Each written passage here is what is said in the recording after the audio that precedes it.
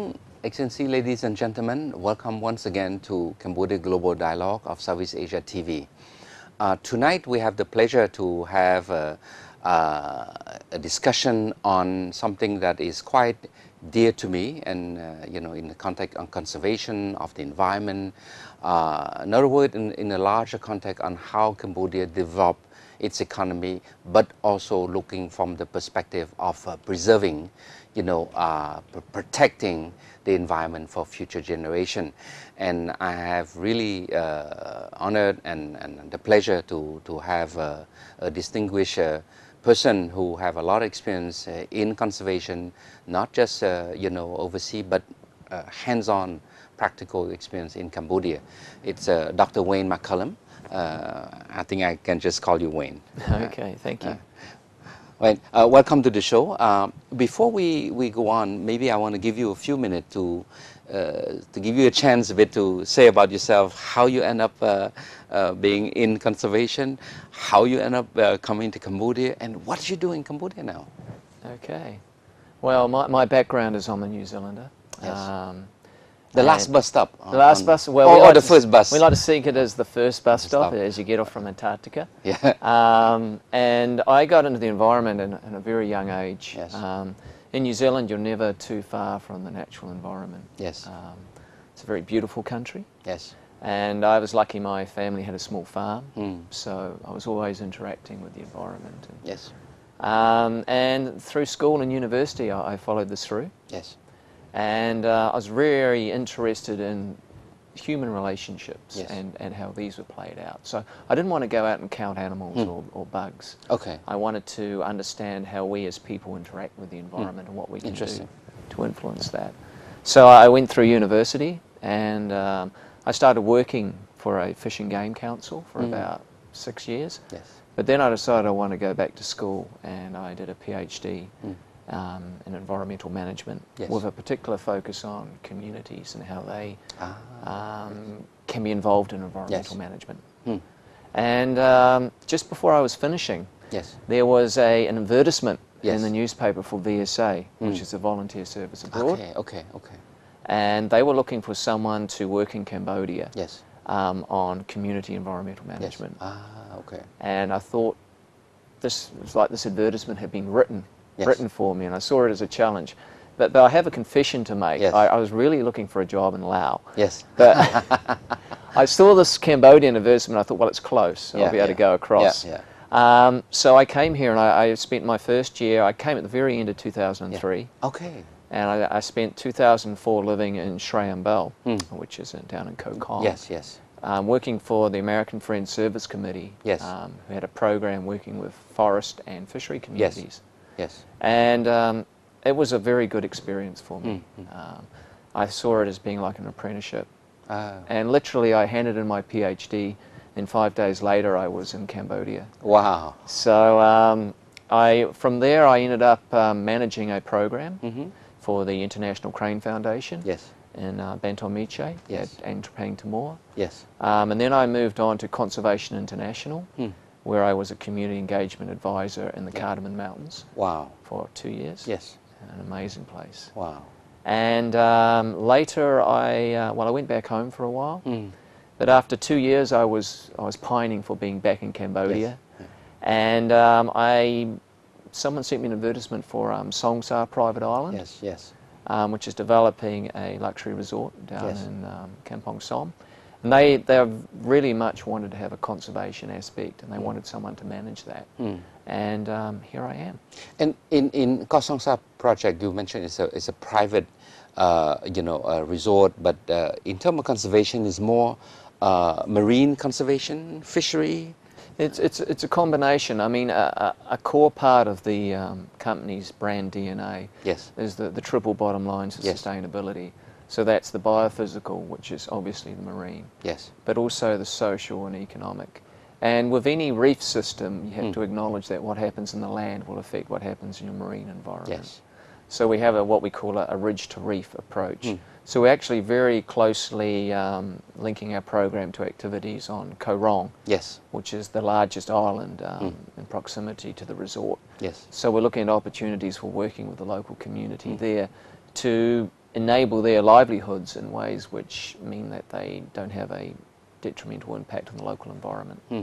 Interesting. You know, Cambodia, in terms of tourism development, we gone through a big wave in the early days where from almost no tourists, you know, then we have 200,000 tourists, then now we are over 2 million tourists.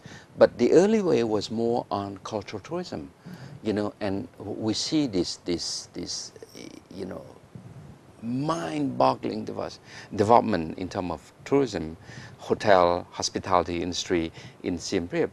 But then, you know, more and more one keep thinking that how much can the temple absorb, you know, this massive inflow of footprint every day, right? But in recent years, we start to see a big shift in terms of policy orientation from the Ministry of Tourism. Excellency Thongkon is pushing to say, look, you know, tourism is not just, you know, the temple. Cambodia has so much biodiversity, and he's pushing and pushing and pushing to develop the coastal area. And I'm just happy that, you know, private investor like the Brokon Group that were developing the Kosongsa, you know, is doing something more because it's part of their DNA in terms of doing business to promote that. But I think it's also a catalytic, it's sort of a image building also to the rest of other potential investor in the coastal, in the island resort area to say, look, you can still make money, even though you're a businessman, you can still make money by taking care of the environment, by taking care of the community, by linking the community and environment into your corporate social responsibility. Tell me more about that. Well, I think that's really important. Some of the research I was involved with back in New Zealand was looking at the effects of changes in fuel costs. Yes. So the sort of mass tourism, or, you know, the sort of tourism which has traditionally drawn people to Cambodia, those sort of people, once prices get above certain levels for airfares, they actually start to drop off. So if you're invested in that sort of tourism, you're going to lose that potential market. The guests that we are focusing on are more high-end. They're people who are interested in the experience, but also in the environment. They're drawn there. And in the long term, with changing fuel prices, those are going to be the people who continue to come. And part of what draws them is the natural environment. So actually making sure that you look after that environment is a crucial part of maintaining that market segment. What's also important is that these travellers are also very aware of what's going on. So if there are, say, political issues around a particular location because of, say, human relocation, for example, they're going to find out about that. They're going to Google that. And so their decisions are also based on, you know, their own social responsibility and where they choose to put their money. Much like people make decisions about purchasing coffee based around fair trade. Fair trade, you're right. And the sort of people we're looking at attracting to the resort will be people who are very aware, are very savvy, and they want to see that their trip here and their tourism investment, if you like, is going to a place which has strong, sound footing in those sort of areas. Your almost 8 years of conservation in Cambodia, you know, range is quite wide-ranging, right? From mountain to crane to now marine biologist, conservation, the sort of thing. Tell me more about what do you see the beauty of Cambodia in its best natural, you know, setting. Well, Cambodia, because of what happened during the 1970s and events, it meant it wasn't prone to many of the forces which led to the deforestation of Thailand, Laos and Vietnam. So when things started to change in the 1980s, it still had an amazing amount of natural resources and things, which have come under pressure. But there was still, there were a lot of foreign international conservation organisations in partnerships with the national government who started developing programs for the protection of these areas. And there's been a great opportunity there to secure areas like the Cardamons into sustainable programs. So today, I mean, the Cardamon, the greater Cardamon area is probably I think it's the first or second largest contiguous area of forest in mainland Southeast Asia. And what's in there? Well, that's another thing that's unique about Cambodia is you go to places like Laos now and we have what we call the empty forest syndrome. You don't see anything. You don't see any birds. You don't see any wildlife. Wow. You go into the Cardamons and just going along the road into Tamar Bang, which was our old field station, you can see a variety of birds, crested serpent eagle, you can hear gibbon, and on occasion a golden cat will flick across the road. Dhole, wild dog. In the Cardamons we have the Siamese crocodile, some of the large last remaining wild populations of that particular species. The Asian elephant, clouded leopard, amazing species, and it's when you're working in there and you're camping in the forest, well, I dress slightly differently, you just to think that is around you. But what's also, I think, special and different from, say, my country is that people have interacted and been in these forests for centuries. In New Zealand, we're very much, forests have often, they've had no human contact because New Zealand was settled comparatively late. So it's not only a wild, ecological landscape, it's also a dynamic social landscape with a whole lot of relationships going on. People collecting different things, and we call them non-timber forest products, fruit, roots, and fungi, and knowing how to live and survive off that. So to a degree, it's also a cultured landscape. It's a cultural thing, yeah. I lately I've been, I've been away from the country for about 3.5 years to Geneva, and I can tell you, when I came back, I'm sort of like rediscovering my own country. Now we have a highway straight to some remote part of the province like Mundulkiri, Ratnakiri, right here. As you drive there, you're just amazed that you don't even know, how beautiful your country is. You go to Mundulkiri. In fact, I took a picture. There was one spot that was so beautiful. I stopped the car. I took a picture. I have my friend take me a picture with that mountain, rolling mountain behind. And I sent to my friend in Geneva, and he thought I was vacationing in somewhere in Swiss or in Le Jura in France, right?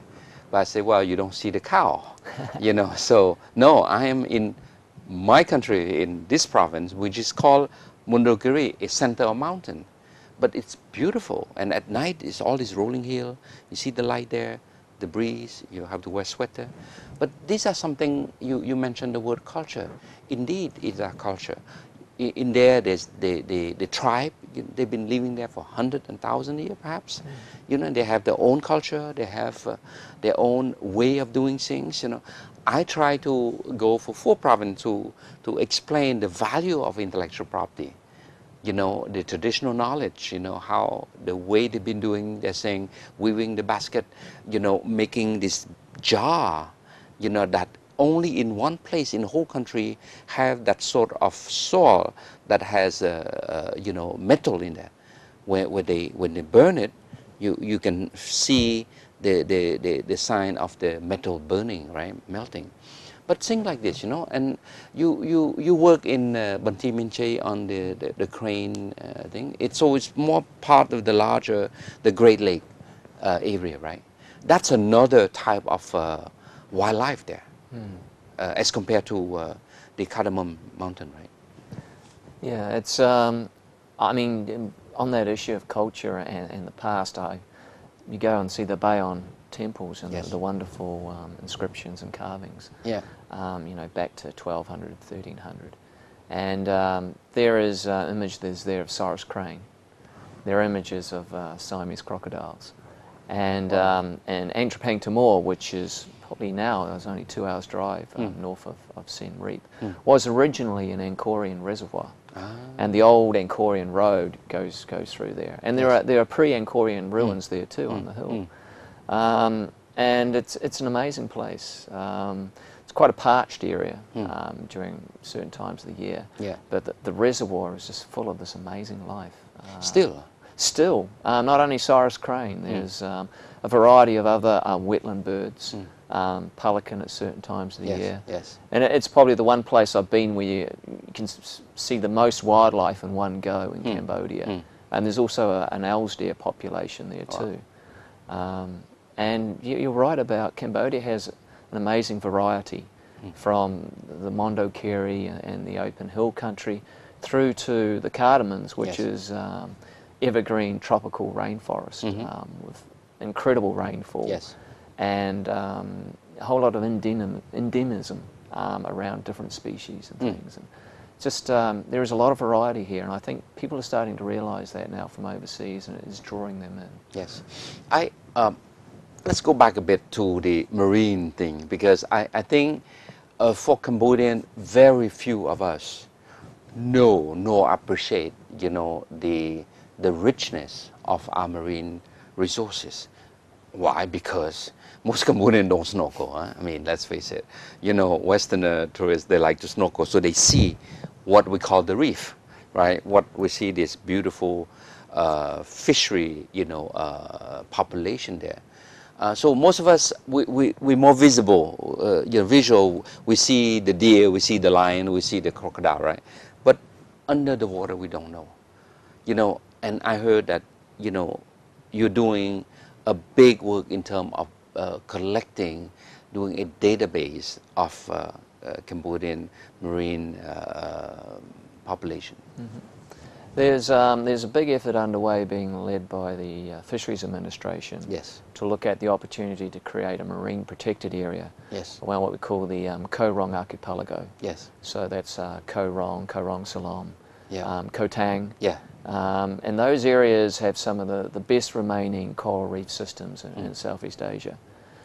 Similar systems in Vietnam, Thailand have been devastated by things like bomb fishing, cyanide fishing, and bottom trawling. But around these areas, those fisheries and those coral reef systems are still in existence. And good work's being done by the Fisheries Administration in collaboration with people such as Song Sa, who I work for, Fauna and Flora International, and Coral Key Conservation, both of which are British-based. And they are building up an inventory of species. Before you can establish a marine protected area, you actually have to know what you've got to make your case, and then also monitor change. So big work is underway there. And those coral reef systems help to drive local fisheries. Many people here or watching the show would go to Cape, and they know when you go to Cape you eat crab. Now, those crab are reliant on things like seagrass beds. And seagrass beds, they're quite a rare system now. Yet not only are they homes to many species, including the crab, but also they are very good at retaining carbon. So actually maybe 60 times better, or 60% better than a terrestrial forest system. So they act as great carbon sinks. So in terms of carbon trading and carbon opportunity, you're kidding me, there's a real opportunity for Cambodia in terms of its seagrass beds.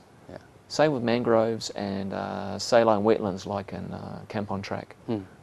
You know, a couple of days ago, it was the tradition to have the royal plowing, and you know, I got a phone call from the Minister of Tourism, Excellency Dr. Thongkhon, when he told me, he said, "Look, Sma, you know, I want to tell you that when His Majesty the King visit the different booths where the government display its achievement, and he come to the tourism booths, and the minister was so proud to say that, look, this is the latest of our effort, you know, to promote not just coastal area tourism or resort, but it's linked to conservation, is linked to the preservation, you know, of our environment, that sort of thing." And when he called me, I was so touched, and I was just feel that, you know, you see that the work that, you know, private sector are doing, NGO that are doing, you start to see the impact, because the government start to take a lot of conscience that in fact, you know, is bearing fruit. And to me, this is a sign that, yes, we got it.